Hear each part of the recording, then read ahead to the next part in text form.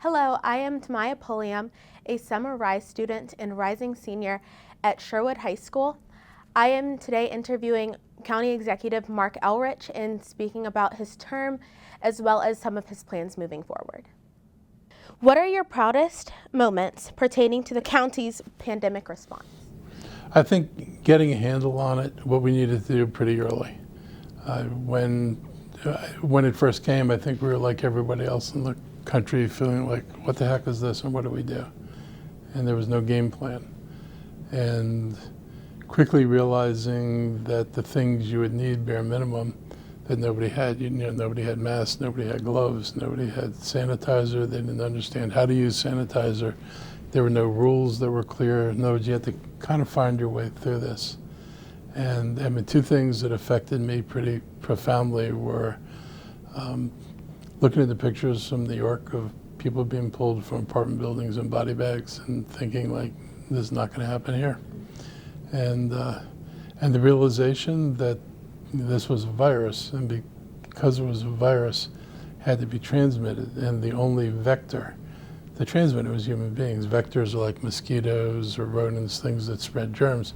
There was nothing spreading COVID but us. And so normally, you'd kill the rodent, you'd kill the mosquitoes. You can't do that to us. So what you could do is isolate people and keep people as apart from each other as you possibly could. And if you could do that, you can knock down the spread. You weren't going to get sick unless you were in contact with somebody. So to the extent we minimize contacts, so that the capacity limitations, the requirements to wear masking everywhere, the closure of some businesses altogether because there are no way they could be safe. Initially outdoor dining, but not indoor dining. I mean, all those things were tools that we recognized that if we did those things, we'd be able to break the transmission rates. And we were. So we went from the first place in the state with infections, and in the first couple of weeks, the worst place in the state. We went to the best place in the state, and we were pretty much the best place in the country. The only people I think of as doing better than us were San Francisco, because they even did some other more aggressive things that we weren't able to do here because the governor didn't agree with it. But we were as aggressive as we could be within the bounds we had. And I think the results kind of spoke for themselves. I mean, far few people died here on average than died in other jurisdictions. We were able to deal with equity issues when we saw what everybody, I guess, should have expected, which was black and brown people would be getting tested and vaccinated at lower rates. We began changing how we administered our programs, and we actually increased the reliance on community groups that were trusted in the community to do more of the work, getting messages out to the community than we originally did. So we had to learn as a government to do things differently. We had to be willing to do it, and we had to be honest enough with ourselves to realize that even though we were the government, maybe the best thing we were doing is able to hand out money and food and leaving it to groups with greater contact with the community to do the actual distribution and interactions. So I feel really good that we were able to make that pivot. Definitely. How was the county able to ensure some economic growth in the midst of the pandemic? I think a lot of it was, I talked to my people from the beginning. I won't say from the beginning because we were all frightened in the beginning.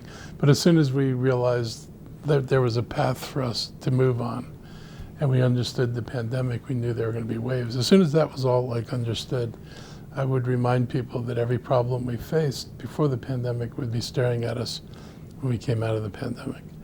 And we knew there were some things we had to change. We knew that our permitting system, how people interact with businesses trying to build here in the county, was kind of primitive and not what it should be. And we actually did a listening tour of Sidney Katz before the pandemic to hear from businesses about why they didn't like the way we were doing business in the county. That helped us make changes in our departments there.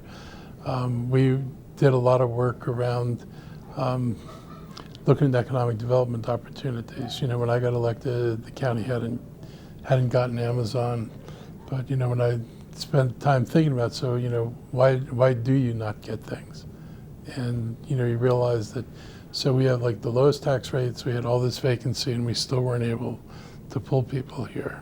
And I looked at, What Virginia did for Amazon was to use the university system as a tool to attract Amazon. We outbid Virginia, but we lost because Virginia put George Mason and UVA, made sure that Amazon, where they were located, would have quick access to both those schools to provide the technology that they wanted.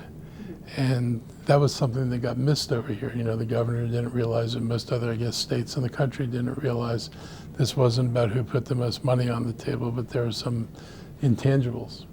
And so we started thinking about Montgomery County and that concept and realized, you know, we've got number 4 life sciences region in the country, number 2 in terms of talent within this region.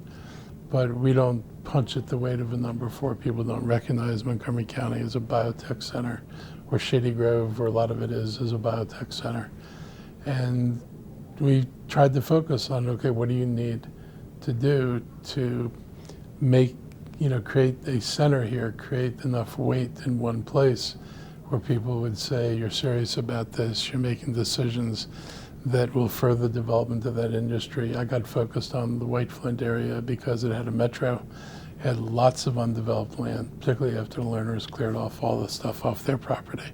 So you're staring at, like, you know, tons of acres that could be redeveloped, and just realizing that here's a place where we could remake Montgomery County to whatever we wanted to remake it to, and we could shift it toward an industry that we knew would grow if we were able to nurture it. So we started on that, and I spent time working with WMATA to get them to agree that they would look at their property as using it for life sciences development rather than just whatever comes along, which is the normal approach. Whoever would buy your property, you'd sell it to them.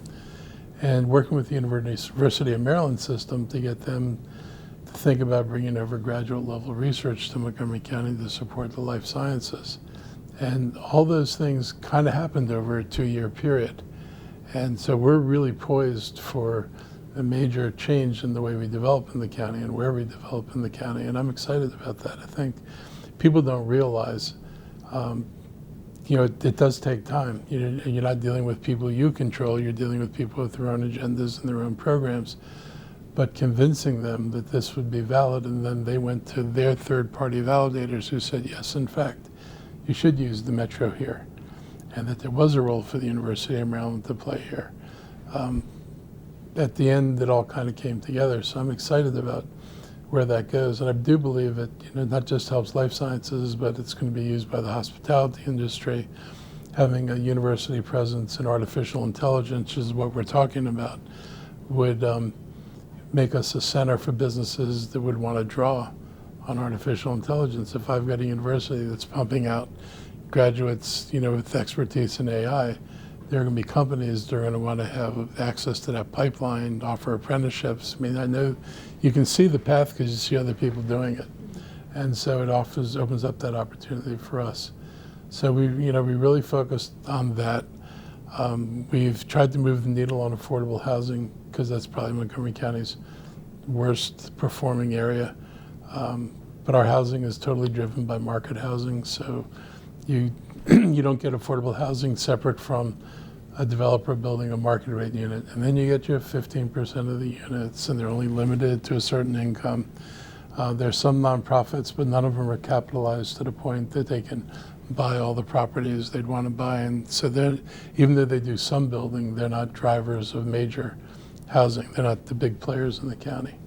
And so trying to reshape some of what we do, focus more on tenant ownership so that minority communities have the opportunity to own, requiring more. You know, we've done a couple of deals where we actually, because we had little pieces of property, we were able to leverage that, so we got actually more affordable housing and more deeply affordable housing out of those things. So that was a good learning experience, and I think that we can take that moving forward and build a more aggressive program to produce more housing in the county.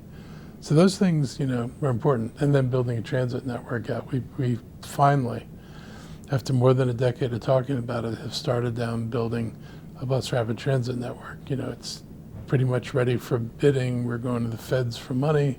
So we're at a point now we can actually say, we know we need this. There were newspaper articles 4 years ago saying that the biggest impediment to economic growth was lack of transit. And we're finally in a position to address that. So that's what we were doing. So moving on to questions about yourself and the county moving forward. I have noticed that some of my peers do not pay much attention to local government.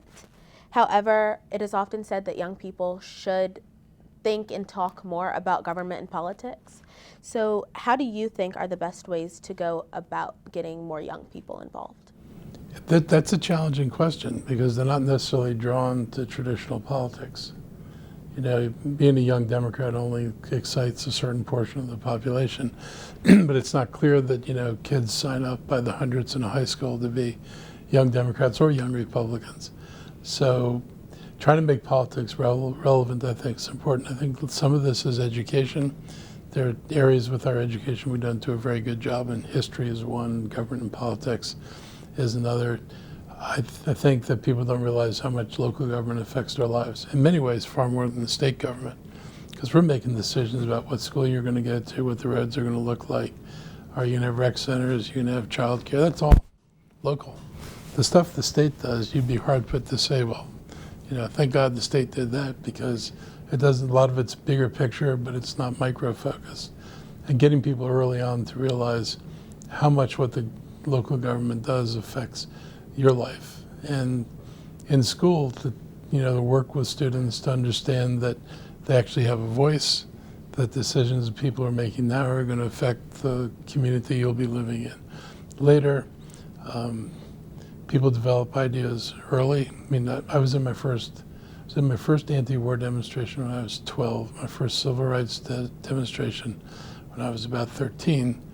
So you're not too young to get involved, and it's a good time to learn, and it's a good time to listen to different arguments and clarify your own thinking on things. So I think we need a little more push from the schools to look at civics. Even when I was in school, civics was kind of lame. They taught you state government. They didn't really dwell on Montgomery County. They dwelled more on the bigger government. And I think it would be useful to bring that back home to students so they actually felt some relevance. Definitely. What do you believe yourself and other leaders should focus on to prepare our county to thrive 20 years from now? Housing. If we don't deal with it, then the county will be very different.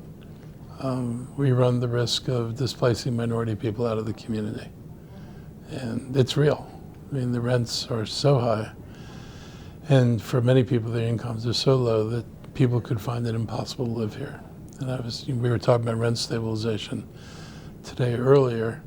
I've got tens of thousands of families who earn less than $50,000. They spend half or more of their income on housing. And they're now being faced with these huge rent increases, some of them 20% or more. And if you think that their typical rents are $1,500, $1,600 a month, those folks are staring at $300 to $320 monthly increases. Well, if you're in this income group and you're spending all this money on housing, you don't have $300 lying around. It's a problem. And the consequences are people lose their housing. Sometimes they're forced to double up. Having one family in every bedroom, which actually does happen in the county, would not be a great thing if that happened more in the county. Having students be more mobile, where parents every year are trying to find the cheapest rent. And so they don't get vested in the community. Their kids in kindergarten one year, first grade, they're in a different school. Second or third grade, they're in another school. They don't put down roots. The family doesn't put down roots. All those things kind of weaken a community because you don't really get to bond and build a community if you don't feel you're a part of it or you feel you're going to be a temporary resident in it. So I think there are things like that that would make Montgomery County stronger if we dealt with that. I think dealing with climate, a huge issue. We're not St. Louis yet. Yesterday they had this downpour that flooded the city. It's one thing when the Mississippi River floods from, melting snows in the western mountains that comes down through the rivers and wipes them out. It's another thing when you get a rainstorm and all of a sudden the city's underwater. We've had rainstorms here that overwhelmed our infrastructure. It's not going to be cheap, but if we don't do it, it's going to be bad. And so as much as people don't like talking about long-term expenses, there are probably some things we're going to have to tackle if we want the county to remain livable. We need to, take, I think, bolder action on climate, both, solarizing buildings, but also people's houses. I think we've got to show people that, the county could do a lot of things. I could electrify all my vehicles. That'd be great. The county could electrify all of its buildings. We could do that. But if the other buildings don't get electrified, if people don't electrify their own vehicles, if they don't put solar on their own houses, we will never knock down carbon, and this will only get worse. And, while Montgomery County cannot save the world by itself, I get that. But Montgomery County can be a model. And a lot of people don't do things because either don't believe it works or they think it's going to be way too expensive, unimaginably difficult. And if the county be an example and say, look, this is what we do with our fleets. We're promoting, green buildings in the county, private buildings are being built all electric now. If we could be that model, other jurisdictions might say, here's a county that's doing it. They're not breaking the bank. They're not raising taxes to the ceiling or, compromising other things in the government. And they're able to make progress. And I think seeing other people make progress becomes an inspiration for other people to make progress. And so I can't change everybody's world, but we could inspire people to realize they have the ability to change their world, and that would be a good thing. Absolutely. You laid out a vision for a more inclusive and equitable Montgomery County. How do you take a vision and make it reality in the context of county leadership? You start setting things in place that require you to do what you say you're going to do. So it's one thing to have a racial equity focus and to say we're going to use a racial equity lens. It's another thing to start training the departments and the people who put together budgets to realize they have to look at if you want to build some facility over there, what's the racial equity impact? Does it only affect one group? Does it affect one group badly? If I use a lot of money to do that, and it affects a narrow range of people, and that money could have been spent someplace else serving more people, what are the better investments? What are the right investments to do? So you have to train your own staff in how you look at it. I could come in here and say, okay, we're using a racial equity lens. The lens is a thing you make up to provide an evaluation tool of your decisions. So I can't hand somebody a lens and say, hey, this is how we're going to look at it. So training is a big part of it. Getting the money to do things. It's one thing to say this is what you would do if you were doing racial equity approach. It's another thing to put money into it and actually fund it. And I think that's the other important thing. We have to recognize that there has to be some priority, and you just can't say, well, everything will be equal from this day forward, because that sounds nice, except it doesn't take into account people who've suffered, years of discrimination and aren't starting in the same place you are. Sort of like some people have been literally chained to the ground. And so their ability to move and take advantage of things isn't the same as other people's. And so just say you're going to be equal this day forward, well, unless the chains are gone, unless you make up for some of the lost opportunity, unless you deal with educational levels, unless you do a lot of things to make sure that everybody's playing from the level playing field, you may not make the progress you want to make. And those are all, they're hard discussions to have. Not everybody wants to hear that. I think, everybody gets fixated on we all want to be treated equally. But if you have a history of people being treated unequally that has consequences for whether or not they can even participate on an equal footing, you can't just say we're starting now with everything equal. You have to understand what people are able to bring to the table and what you need to do to make sure that it is genuinely an equal relationship. Lastly, if you wrote a headline for your term as county executive to date, what would the headline be? That's hard. survived COVID and came out of it doing better. Great headline. Thank you so much for meeting with me and making this such an incredible experience throughout the summer. Thank you. I'm glad you had the opportunity. Yes. Thank you. I am too. Thank you.